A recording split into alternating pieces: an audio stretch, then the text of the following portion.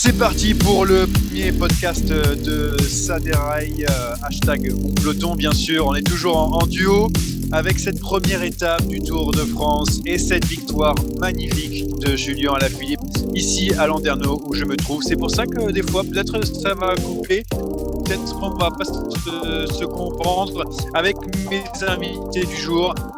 Anthony Nicolas, bonjour. Salut Johan, bonjour à tous. Et puis Rémi Los Santos qui est là aussi ce soir pour débriefer cette belle étape, plutôt bleu, blanc, rouge. Ouais, très bleu, blanc, rouge. Ou arc-en-ciel. Et arc-en-ciel. Beaucoup de rouge quand même, parce qu'il y a eu des chutes. Ouais, on en parlera justement. Dans la première partie, on va parler plutôt de cette belle victoire de Julien Alaphilippe. Et puis, on verra un petit peu plus tard les chutes et les grands perdants de la journée. Et pour finir, bien sûr, les paris. Pas de quiz, mais des paris. C'est parti pour le départ. Et c'est parti! Avec la victoire de Julien Alaphilippe ici à Landerneau, incroyable victoire. Il l'avait dit, il l'avait annoncé, il l'a fait. Julien Alaphilippe était le plus fort aujourd'hui. Mais est-ce qu'on en doutait, Anthony? Est-ce que tu en as douté? Est-ce qu'on a douté? Moi, personnellement, non. Plusieurs fois, j'ai dit que Julien préparait bien son affaire de son côté. Quand on y repense, l'année dernière, on avait vu sur le Tour préparer le championnat du monde et il ne s'est pas loupé. Là, cette année, on l'a vu, ça va, un début de saison où on se demandait s'il était vraiment aussi bien que l'année précédente. Mais il savait que ce début de Tour de France lui convenait. Et voilà, première étape, on l'attendait plus ou moins. Il y avait aussi beaucoup d'attentes sur Mathieu Van Der Poel.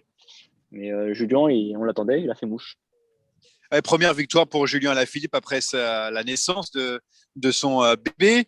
D'ailleurs, sa célébration lui est dédiée, évidemment. On l'a fait souvent dans le football et aussi dans le cyclisme en berçant rien du tout. Et finalement, c'est en honneur au bébé. Voilà, cette victoire, Rémi, ça montre que Julien Alaphilippe est déjà costaud sur ce début de tour, tout simplement. Oui, ça montre qu'il s'est parfaitement préparé, comme l'a dit Anthony, pour cette première étape. Je vais envie de dire pour ce premier week-end. Aujourd'hui, c'est presque une classique à laquelle on avait droit. Certes, c'est un début de tour, mais là, la Deceuninck, elle a couru à la perfection pour emmener Julien jusqu'à la victoire. Le travail a été phénoménal. Et puis, lui, il était trop fort. Quand il accélère, Van Aert, il se retourne vers Colbrelli. Colbrelli, il se retourne derrière vers je ne sais plus qui. Et personne n'a pu répondre. C'était incroyable. Cette accélération, elle est formidable. Il a donné un coup de fusil monstrueux. Et ouais, il est en forme. Et c'était tout simplement le meilleur encore aujourd'hui. Ouais, justement, Wout van Aert, Mathieu Van Der Poel, qui était vraiment à côté de Julien Alaphilippe. C'est pas comme s'ils ont été surpris. Ils n'étaient pas là. Bon, Wout van Aert est tombé. On en parlera un petit peu plus tard. Mathieu Van Der Poel me l'a dit en conférence de presse. Il n'avait pas les jambes aujourd'hui. Mais vraiment, cette différence, Anthony, elle est incroyable entre les deux grands favoris, Wout van Aert et Mathieu Van Der Poel, et Alaphilippe, l'autre favori, le gagnant. Voilà, tout simplement. Ouais, pour Mathieu Van Der Poel, je pense qu'il évite de justesse. La dernière chute aux 10 km, on le voit vraiment. Il est le dernier Alpecin à éviter la chute. Donc après, il y a une petite montée d'adrénaline et puis il faut se replacer. Et on le voit clairement en bas de la bosse, il est assez loin. Et d'ailleurs, il fait l'effort dans la portion la plus dure. Et quand il rentre sur la tête du peloton et sur les costauds, je pense qu'il est un petit peu déjà dans le dur au moment où Julien attaque. Et puis Wout van Aert, on se regarde un petit peu au moment où Julien attaque Wout van Aert, on voit beaucoup se retourner. Et je pense qu'il cherche Primoz Roglic en fait. Il cherche de voir où est son leader. Et on le voit se retourner 2-3 fois. Et puis ensuite, Julien a fait le trou. Donc, et puis Julien, de toute façon, très très costaud. On sait très bien que Julien, dans ces moments-là, on le voit, il se retourne assez peu sur ce dernier kilomètre. 1,8 km, je crois, il attaque à 1,8 km, 2 km de l'arrivée. Ouais. Et on le sait que vraiment, dans ces moments-là, Julien, voilà, il va pas lâcher. Ça va brûler dans les cuisses, mais il va aller au bout de lui-même. Et donc voilà, ça a payé. Mais c'est vrai qu'il y a deux choses qui rentrent en compte. Je pense que la chute désorganise un petit peu le train d'Alpecin. Et puis Wout van Aert, peut-être, sûrement juste de toute façon, quand on voit la giclette de Julien sur la fin. Mais Wout van Aert, pour moi, il cherche Primoz Roglic du regard. Ouais, elle était incroyable, Julien Alaphilippe. Et d'ailleurs, on va l'écouter après la ligne. J'avais à cœur d'essayer de gagner une étape la première semaine et c'est fait le premier jour. Donc c'est juste incroyable. Il faut profiter de ces moments-là. Je pense que dans une carrière, on n'en vit pas 50. Et voilà, depuis 2-3 ans, le Tour me réussit.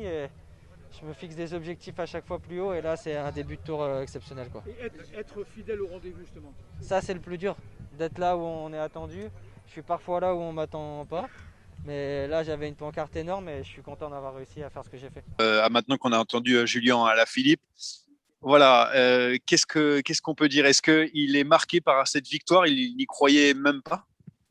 Non, moi, je pense qu'il y croyait et que, comme je l'ai dit C'est tout à du l'heure, bluff. non, de toute façon, voilà, on sait que dans notre sport, quand on a pu lire il y a 2-3 jours que Mathieu Van Der Poel n'avait pas regardé les étapes du Tour de France, on sait que c'était beaucoup de poker mental. Mais non, moi, je pense il avait vraiment visé ce début de tour. Et puis voilà, on sait aussi que d'être papa, ça rend fort et ça donne de la force.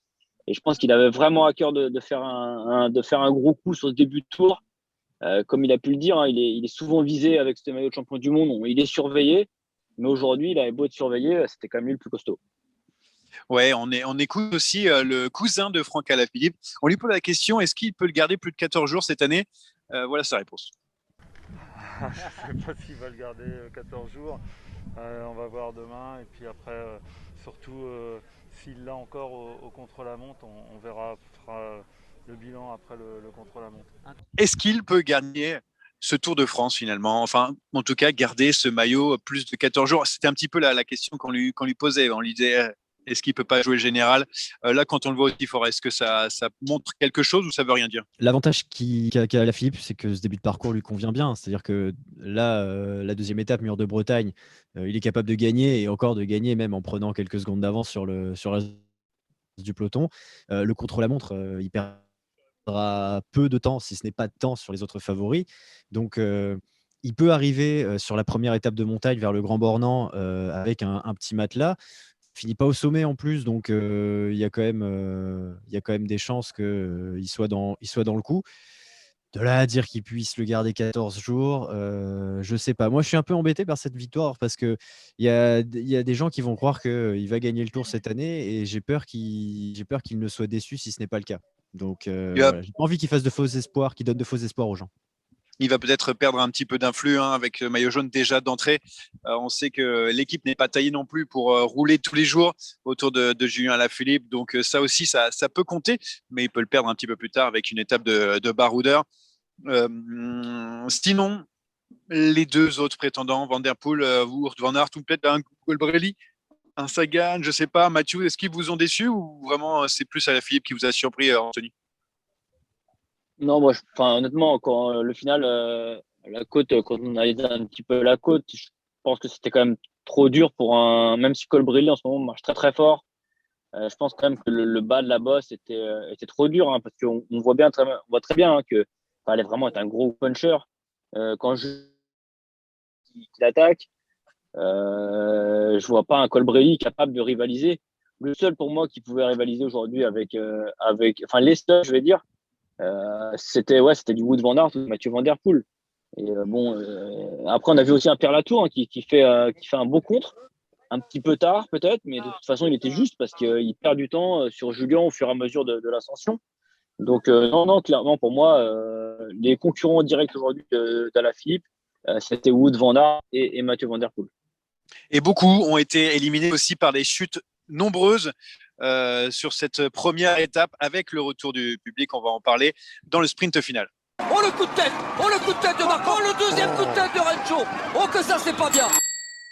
Ah oui, beaucoup de chutes dans cette première étape. Bon, la grosse chute avec une supportrice qui était là sur le bord des routes et qui n'a pas regardé derrière elle. Et finalement, Tony Martin s'est pris la pancarte et d'autres après derrière. C'était un petit peu, je ne sais pas si on peut dire houleux, si c'est parce qu'il y a le retour du public ou c'est parce que c'est une étape normale du Tour de France, tout le monde veut gagner. Mais est-ce qu'on s'attendait à autant de chutes, Rémi, quand tu regardes? Est-ce que tu vois que c'est un peu, entre guillemets, un massacre en termes de chute, cette première étape?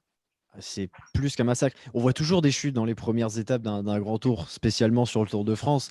Le peloton est nerveux, on veut pas faire d'erreur, on veut pas se faire lâcher, machin. Là, les routes, en plus, étaient vraiment très étroites, donc le peloton était vraiment très compact. Et ouais, c'est un massacre parce qu'en fait, les 2 fois, ça tombe devant, quoi. Martin, il est, en 2e ou 3e position, il emmène tout le Mmh. monde et la deuxième chute, c'est aux alentours de la 20-25e, peut-être 30e place. Donc en fait, c'est ça la différence. On a toujours eu des chutes sur les premières étapes, mais là, on n'était pas sur du plat, on était sur une étape de toute façon nerveuse. Il y avait déjà de la nervosité parce que c'était la première. Et puis, en plus, c'est vrai que peut-être le retour du public a été un peu plus compliqué que prévu à «gérer» entre guillemets, par les coureurs, hein, même s'il y en a toujours eu, sur le bord des routes. Il y en avait plus que, ces derniers mois. C'est un ensemble de facteurs, hein, évidemment qui fait ça, mais comme tu le dis, c'est un vrai, vrai massacre parce que, il y a des écarts à l'arrivée, pas que, pas qu'en raison de la fosse aux loups. Tous ces coureurs ont été éliminés entre guillemets parce qu'il y avait du public autour, parce qu'on n'avait pas l'habitude de voir autant de public. Est-ce que ça peut être ça ou c'est le tracé où tu as vu que les routes étaient un petit peu étroites? Toi, tu connais un petit peu la Bretagne. Non, bah là, en fait, c'est toujours assez étroit, hein. C'est des routes, c'est jamais plat et c'est toujours étroit. Dans le retour du public, on peut pas. Voilà, bon, c'est vrai que la première chute, cette dame, elle est inconsciente, quoi. On voit bien que voilà, elle veut faire voir son panneau. Là, c'est malheureux, c'est très malheureux, hein, mais c'est toujours, enfin, on a souvent malheureusement, j'ai envie de dire des idiots, hein, sur le bord des routes. La deuxième chute, elle est quand même, elle fait quand même beaucoup plus, pour moi, de dégâts parce que ça va très vite, hein. Autant la première chute, c'était au sommet d'une côte et bon, c'est vrai que Tony Martin, il chute devant, il se prend ce panneau et il emmène tout le train, hein, de la Jumbo. D'ailleurs, je pense qu'il y aura du dégât, enfin peut-être des petites blessures à la Jumbo. Mais la deuxième chute, pardon, elle intervient à 70 à l'heure, hein, en faux plat descendant et ça chute très très fort. Et là, il y a eu beaucoup plus de dégâts. Maintenant, voilà, le public, il est très content de revenir sur des événements sportifs. Les coureurs ont aussi besoin de ça. C'est sûr, hein, on le répétera jamais assez, hein, courez pas à côté des coureurs, prenez vos distances, gardez les enfants, les animaux, tout ça. C'est vrai que c'est dommage, mais on peut pas. Voilà, le public, il a manqué à ce sport et à de nombreux sports depuis de nombreux mois. Et on peut pas spécialement dire que c'est à cause du public. Enfin, si là, en l'occurrence, c'est à cause de cette dame, mais les coureurs sont quand même habitués à courir avec du public. Alors là, effectivement, est-ce qu'il y a un effet de relâchement parce qu'il y a longtemps qu'on n'a pas été sur des courses ou autre? Peut-être. En tout cas, la deuxième chute, elle vient pas du public. Et pour moi, elle aura fait beaucoup plus de dégâts que la première. Ouais, justement, on peut parler de la team de Jumbo Visma qui a perdu Mike Tennyson, Kuss et Tony Martin, en tout cas dans le peloton, qui ont fini à 17 minutes, mais aussi des écarts importants. Bon, Chris Froome à 14 minutes 30, pardon. Pas encore d'heure, hein, pour lui. Il est un petit peu loin. Benoît Cosnefroy qui a pris 10 minutes quasiment. Là aussi, il n'a pas pu être dans le final, malheureusement pour lui. Mais les grands perdants, tout simplement, c'est Lopez et Richie Porte. On est d'accord avec des minutes perdues. Rémi, c'est combien déjà? Parce que j'ai pas le classement sous les yeux Alors, pour ces deux coureurs. Richie, c'est 2 minutes, je crois. Ouais, Richie Porte perd 2,16 comme Paré-Pinte, comme Meintjes. Et on est à 1,49 pour Miguel André Lopez qui finit avec Bourman, Kruijswijk ou encore Guillaume Martin. Donc, ouais, ça fait quand même deux gros noms qui perdent beaucoup de temps. Et j'ai envie de dire que Ineos a presque le travail facilité dès la première étape. Ouais, et puis avec un Simon Yates aussi qui a perdu 3 minutes. En fait, dans le peloton, avec les meilleurs derrière Julien Lafilippe, il n'y a plus que 20 coureurs. Donc, il reste encore Fuglsang. Même Richard Carapace perd 13 secondes sur cette montée. Autant vous dire que ça a quand même été très, très dur. Et ce n'est pas que pour les chutes. Maintenant, on sait, dès cette première étape, qui sont les leaders, entre guillemets, Roglic, Pogacar déjà maillot blanc. Et puis Geraint Thomas, ils sont déjà là. Rémi. Ouais, c'est ça. Ils ont. Moi, j'ai quand même mis un mauvais point à Ineos parce que Carapace perd que 13 secondes, mais c'est déjà 13 secondes d'envolée et on sait qu'il ne gagnera pas de temps sur les chronos, donc il n'a pas intérêt à perdre de temps sur les étapes difficiles. Théo Gegenhardt a complètement disparu aussi. Ouais, j'ai l'impression qu'Ineos n'a pas bien géré la fin, mais certes, il y a encore Thomas, il y a Roglic, Pogacar. Bon, clairement, on a un trio qui va certainement se jouer la tête. J'ai envie de rajouter, entre guillemets, très belle perf de la Groupama et pour Godu, parce qu'ils l'ont parfaitement emmené pour lui éviter les chutes. Il était parfaitement placé. Cette 7e place est très satisfaisante. Ouais, 7e place pour David Gaudu. On retrouve aussi dans ce groupe Henrik Mas, Rigoberto Urán, Nairo Quintana et là Vincenzo Nibali aussi. Attention, Jakob Fuglsang, Bauke Mollema, Sergio Higuita, Calderon est là, Jacques Haig qui fait 4e quand même de la Bahreïn. Bon, Anthony, on est d'accord, le vainqueur du Tour de France, il sera là. On a déjà éliminé Miguel Angel Lopez. Ouais, on a perdu effectivement Porte pour la Ineos et Angel Lopez, mais on a quand même encore du beau monde, hein, quand même tous les leaders hein, dans ce premier, c'est 22 premiers qui arrivent. On a quand même tout le monde. Un gros leader hein, pour moi. Effectivement, c'était souvent pour Richie, mais il y a encore Geraint Thomas. Et donc voilà, il n'y a pas d'affolement hein, chez la Ineos. Mais moi, par contre, je suis vraiment bien content que David Gaudu ait bien été protégé parce que malheureusement, c'était un peu on va dire le défaut hein, des équipes françaises qui ont voulu jouer les grands tours. Hein. Je repense à des Romain Bardet ou à des Thibaut Pinot dans les autres années qui vraiment visaient le classement général. On les voyait souvent perdre du temps sur les premières étapes, que ce soit sur des chutes, enfin pas spécialement pour eux, mais des chutes ou des coups de bordure. Là, aujourd'hui, il y a un premier coup dur sur cette première étape et David Gaudu, il est placé et il reste là, il perd temps. Et on a vu David Gaudu quand même depuis le début de saison qui est en train de monter crescendo les étapes. Moi, je pense que c'est vraiment beaucoup et je suis vraiment bien content pour David Gaudu qui fait 7e aujourd'hui à 18 secondes de Julien. Voilà, il est dans le temps. Bon, il y a Primož Roglič, il est à 4 secondes de Roglič, donc c'est pas énorme, c'est rien.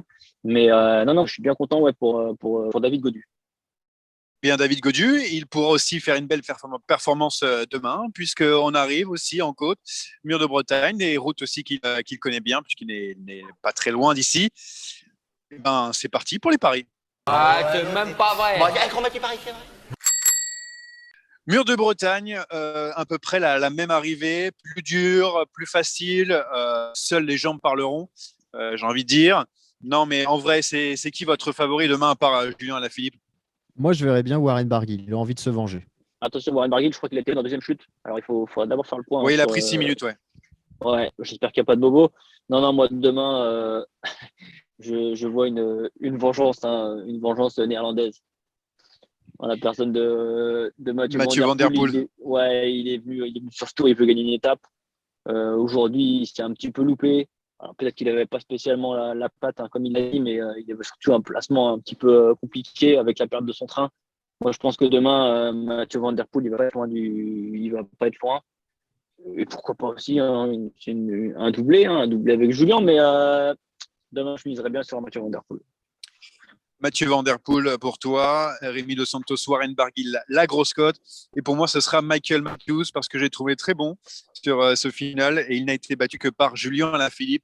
Et je pense que demain, il a les capacités de rester avec les meilleurs et de tous les régler au sprint. Voilà, merci les gars, c'est terminé pour ce premier épisode un petit peu chaotique, c'est vrai. On est à Brest, la Bretagne, ça capte pas très bien, désolé pour nos amis bretons. On se revoit très vite, on essaye demain, pourquoi pas.